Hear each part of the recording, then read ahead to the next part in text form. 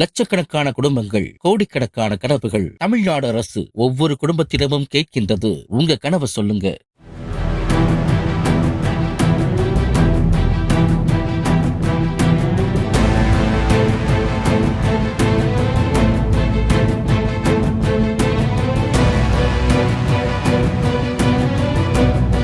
புதுச்சேரியில் பேக்கரியில் வேலை செய்து கொண்டே பார்ட் டைமில் இருசக்கர வாகனங்களை திருடுவதை வழக்கமாக கொண்டிருந்ததாக சிவக்குமார் என்ற நபரை போலீசார் கைது செய்தனர். புத்தாண்டு பிறப்பிற்கு மறுநாள் தாவரவியல் பூங்கா எதிரே நிறுத்தப்பட்டிருந்த பைக் ஒன்று திருடப்பட்டது தொடர்பான சிசிடிவியை ஆய்வு செய்த போது பிடிபட்ட சிவக்குமார் மீது அரக்கோணத்தில் கோயில் உண்டியல் திருட்டு வழக்கு உள்ளதாகவும் போலீசார் கூறினர்.